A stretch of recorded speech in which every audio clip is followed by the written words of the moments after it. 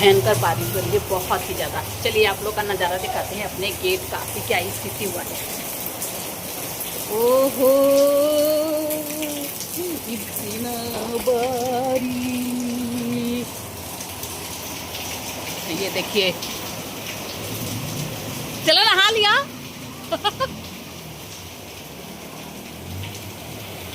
कितना तेजी से निकल रहा है यार उसमें से।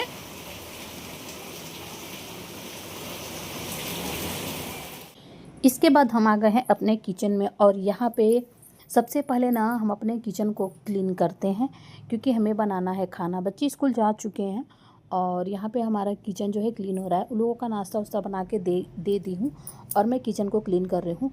और मैं पहनी हूँ नाइटी, क्योंकि पहनी थी मैं साड़ी, और आज गई थी दर्शन करने। दर्शन करके आई तो मैं फिर उसको खोल के पहन ली, क्योंकि कहते हैं ना कि आप कितना भी महंगा साड़ी खरीद लो, कितना भी महंगा सूट खरीद लो, लेकिन आपको आराम ये फटीचर वाली कपड़ों में ही रहती है। ये सभी के साथ होती है कि मेरे साथ होती है, आप लोग ज़रूर बताना। यहाँ किचन क्लीन करने के बाद मैं फिर से लग गई हूँ खाना बनाने में। तो यहाँ पे सिंपल सा खाना बन रहा है हमारे यहाँ, दाल चावल और आलू गोभी का सब्जी है, और साथ में चटनी भी बन जाएगा। सलाद वलाद के साथ सब लोग खा लेगा। तो बस वही मैं यहाँ पे देख रही थी कि दाल हुआ कि नहीं हुआ, और फिर खाना वाना बनाने के बाद फिर मैं थोड़ा सा रेस्ट करूँगी। इसके बाद फिर आप लोग से कुछ बातें करनी है, ठीक है। तो चलिए पहले किचन को समेट लेते हैं, क्योंकि किचन का काम जो है ना कभी ख़त्म नहीं होता। तो आज गई थी मैं मंदिर में दर्शन करने। वैसे तो मैं अभी फ़िलहाल पूरी सावन में यात्रा पे हूँ, मतलब हर दिन एक भगवान को दर्शन करना होता है, केवल शंकर जी का।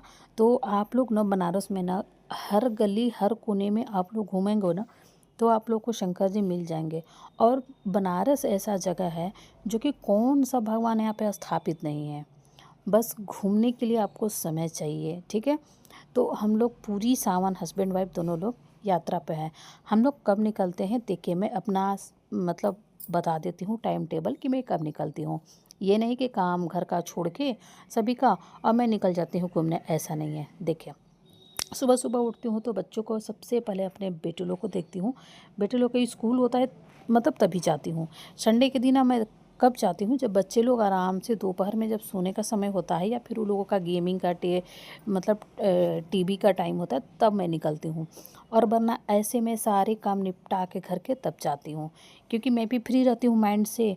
और फिर जाने के बाद कहीं भी आप जाओ तो घर पे आने के बाद फिर आपको काम करने का मन करता है कि नहीं, आप लोग ज़रूर बताना।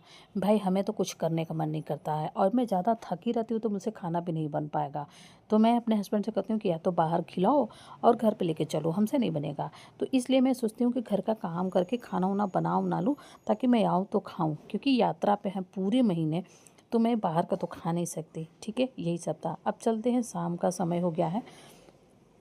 तो मंदिर से आए, खाना वाना बनाए, खाएं। इसके बाद फिर आज बच्चों का मन था, माता जी को हमारी मन था अरुई का जो पत्ती होती है उसका खाने का पकौड़ी। आप लोग को समझ में आ रहा होगा कि मतलब आज ही कल सीज़न में मिलता है, उन्हें बहुत ही पसंद है। तो ये देखिए प्लेट जो है मेरी प्यारी सासू माँ के लिए लग रहा है। तो मैं यहाँ पे पहन ली हूँ सूट, क्योंकि मुझे दिया बत्ती करना है। तो भाई किसको किसको ये अरबी बोल लीजिए या फिर अरुई बोल लीजिए, उसका पकौड़ी और चाय पसंद है। हमारी सासू माँ के लिए बहुत ही फेवरेट है। और बच्चों के लिए मैं बनाई हूँ लौकी का वो कतरा, जो उन्हें पसंद है। अब सबको खिलाने पिलाने के बाद ये अगले दिन का ब्लॉग है। तो क्योंकि कल थर्सडे था, मतलब आज थर्सडे है, तो आज का ब्लॉग है। तो ये हस्बैंड का जी का वो था, शर्ट था जो कि ख़रीद के ले आए थे। तो ये नए पे उसका बाजू बनवा लिए थे, लेकिन वो बाजू बनवा दिया था दर्जी। लेकिन क्योंकि लंबी लंबी बाजू का था ना, उन्हें लंबी लंबी बाजू उतना पसंद नहीं है, तो उसको कट करवा लेते हैं। क्योंकि मिलता है तो हमेशा फुल मिलता है, हाफ मिलता नहीं है, तो उसको कट करवाए थे। पर उसका सिलाई नहीं किया हुआ था, तो मैं सिलाई की, मतलब उनका 4-5 शर्ट था, उनका सिलाई की। इसके बाद मुझे एक साड़ी था, उसका पीको करना था। तो मैं मशीन लगा दी हूँ, तो हाथों हाथ सोची कि जब वो काम कर ही ली हूँ तो ये भी काम कर लेती हूँ। तो यहाँ पर मैं धागा मैचिंग कर रही हूँ, पूरे डब्बा का धागा इकट्ठे मंगा लेती हूँ, ताकि मुझे बार बार ना किसी भी मैचिंग लगाने के लिए 1 रुपया 2 रुपया लेकर शॉप पे नहीं जाना पड़े। तो इसलिए मैं डब्बे का ही मंगा लेती हूँ पूरे कलर का, मतलब जितना भी कलर होता है ना, मैं पूरे को मंगा लेती हूँ। हर चीज़ का 4-4 पीस मंगा लेती हूँ, तो रहता है तो घर पर काम ही देता है, कुछ ना कुछ आप लोग को तो पता ही है।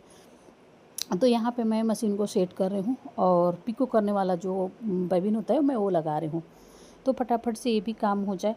और अभी जो टाइमिंग हो रहा है, अभी बज रहा है 11, क्योंकि हमारे पूजा वूजा करने के बाद मैं नाश्ता वास्ता की, और नाश्ता वास्ता करने के बाद अभी हमारी सासू माँ खाना नहीं खाई हैं, क्योंकि वो खाती हैं 12:30 बजे के करीब खाती हैं, क्योंकि सुबह में उनको नाश्ता होता है ड्राई फ्रूट और सेव वगैरह खा लेती हैं, फल खा लेती हैं, लेकिन उनको खाना चाहिए 12:30 बजे से। तो मैं सोची कि जब खाली हूँ तब तक मैं ये भी काम निपटा लेती हूँ, हाथों हाथ निपट जाएगा। इसके बाद फिर बच्चे आ जाएंगे तो फिर बच्चों लोगों को खाना पीना देना होगा।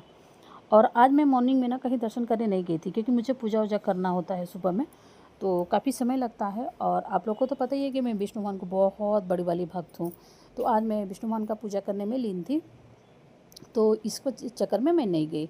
देखती हूँ आज जाऊँगी तो जाऊँगी, लेकिन शाम तक तो जाना ही जाना है, क्योंकि आज का वो था ना, ब्लॉग था ना, मतलब भगवान का नहीं बन पाएगा, तो मुझे जाना ही पड़ेगा। देखिए 2 बजे के बाद यदि बच्चे खाली होते हैं तो मैं निकलूँगी, ज़रूर निकलूँगी।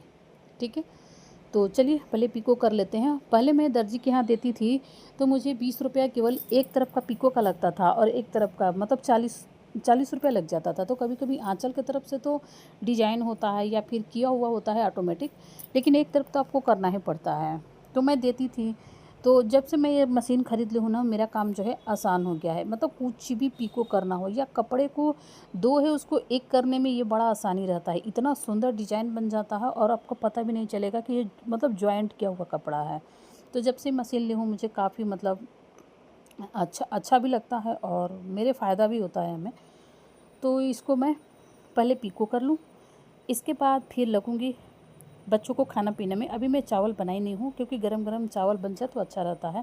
और जो बड़े वाला बेटा है उसका थोड़ा सा तबीयत इस टाइम ठीक नहीं है, क्योंकि उसको जुकाम बुखार हो गया है, बरसात आते हैं थोड़ा सा सारे बच्चों को हो जाता है, तो उसको हो गया है।